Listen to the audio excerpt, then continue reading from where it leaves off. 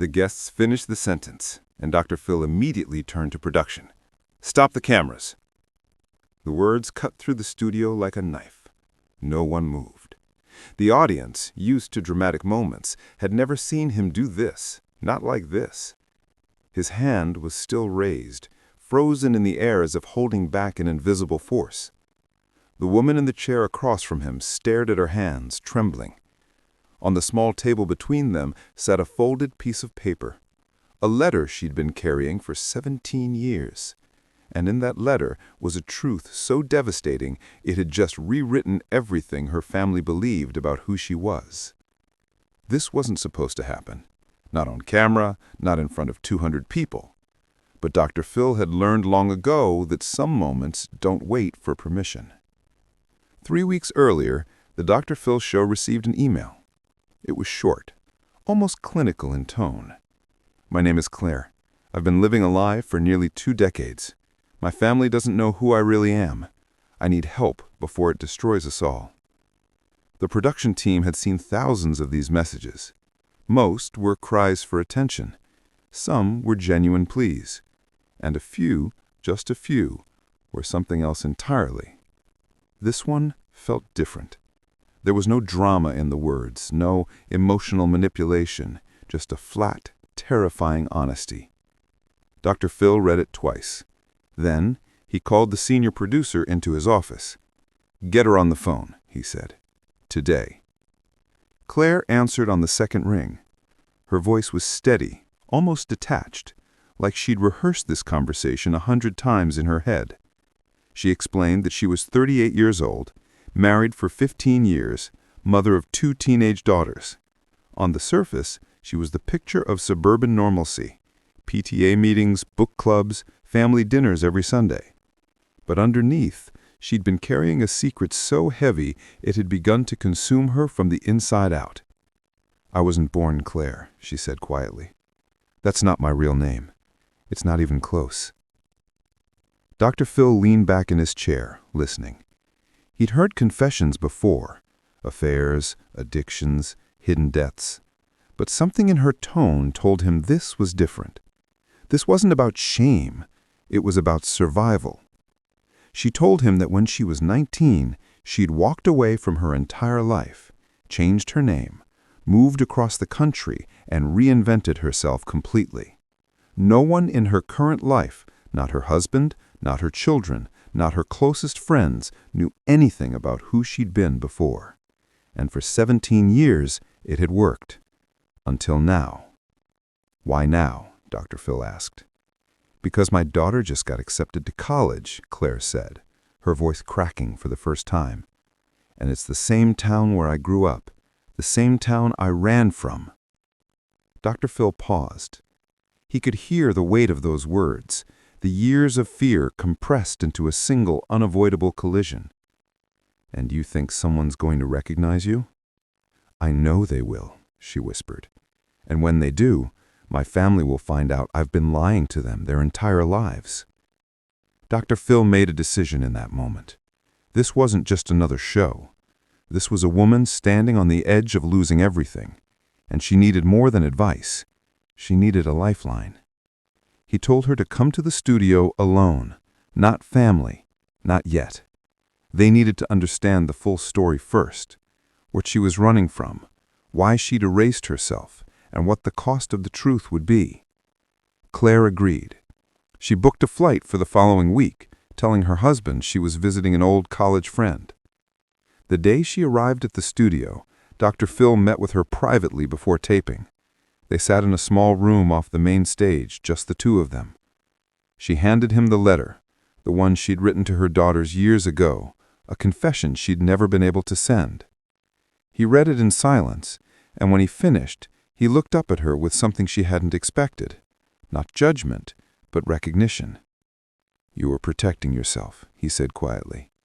She nodded, tears finally breaking through. "I didn't know what else to do." What Dr. Phil learned in that room was this. When Claire was 19, she'd been involved in something terrible. Not a crime, not an affair, but a family tragedy so painful that staying meant living in the shadow of it forever. Her younger brother had died in an accident she'd been present for, an accident that her parents, in their grief, had blamed her for. Not explicitly, not in words, but in the silence that followed, in the way they looked at her, in the way the whole town seemed to hold her responsible for a loss no one could make sense of. So she left. And when she left, she didn't just move. She disappeared. New name, new social security number, new history. She became someone else because being herself had become unbearable. But you built a life, Dr. Phil said. A good life, a family who loves you. A family who loves someone who doesn't exist, she corrected. They love Claire, but Claire is a ghost.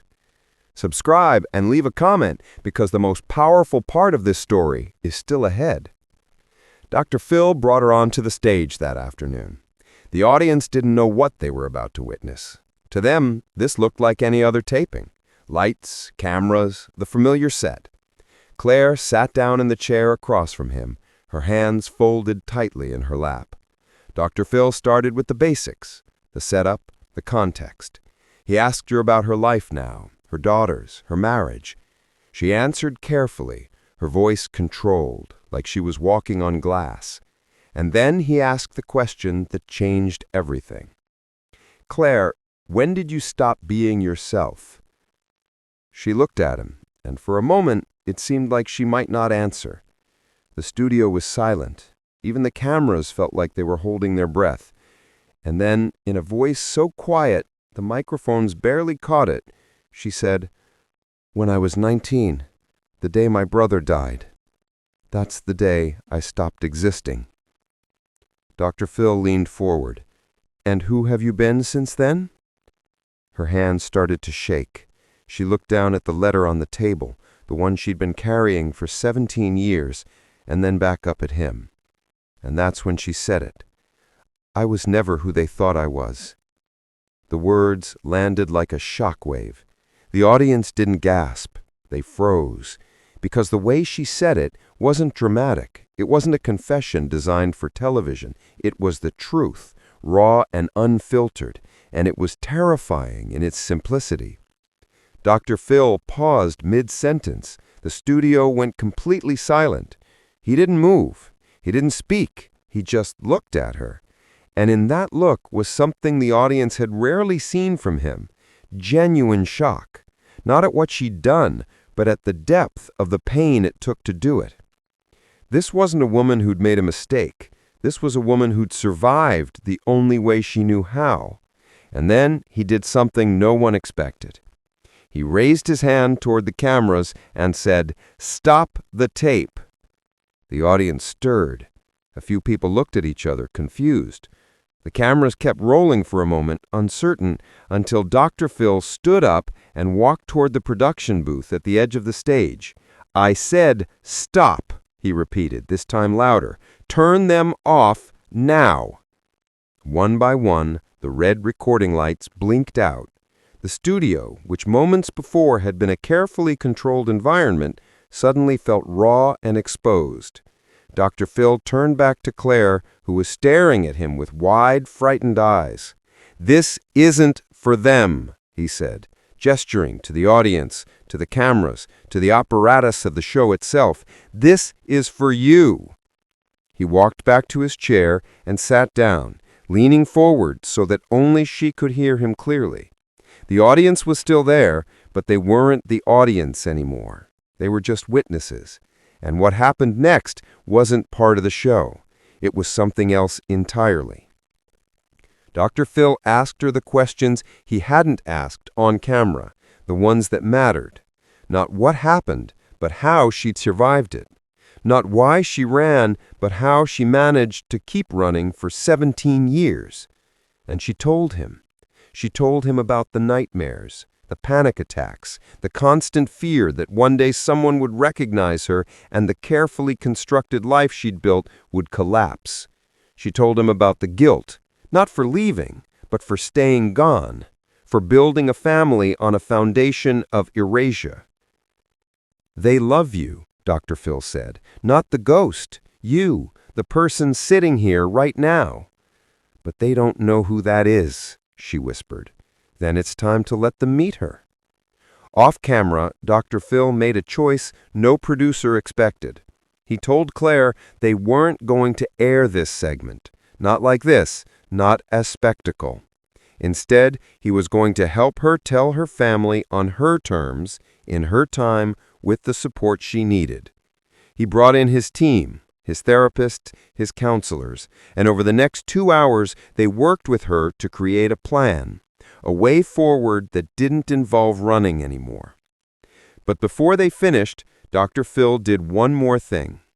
He picked up the letter from the table, the one she'd written to her daughters, and he read it aloud, not for the cameras, not for the audience, but for her, so she could hear, maybe for the first time, that the words she'd been too afraid to say out loud were not the end of her story. They were the beginning of a new one. When he finished reading the letter, he set it back down and looked at her. "You've been carrying this alone for 17 years, he said. "You don't have to carry it anymore." She broke. Not quietly, not gracefully, but fully. Phil, who had spent decades helping people navigate their darkest moments, simply sat with her while she did. But what happened next is something no one in the room or watching at home saw coming. 2 weeks later, Claire came back to the studio. This time she wasn't alone. Her husband sat beside her. Her daughter sat in the front row of the audience. And in her hand she held a different letter, one she'd written after that first taping, one she'd finally had the courage to send. Dr. Phil didn't introduce her as a guest this time. He introduced her as someone who had done the hardest thing a person can do. She told the truth. Her husband spoke first. He was angry, yes. Hurt, yes. But more than that, he was confused. "I don't understand why you thought you had to hide," he said. "I don't understand why you thought I wouldn't love you if I knew." Claire looked at him, tears streaming down her face. "Because I didn't love me," she said, "and I couldn't imagine how anyone else could." Her daughters didn't say much. They were still processing, still trying to reconcile the mother they'd known with the woman sitting in front of them. But one of them, the older one, reached out and took her hand, and that was enough. Dr. Phil let them talk.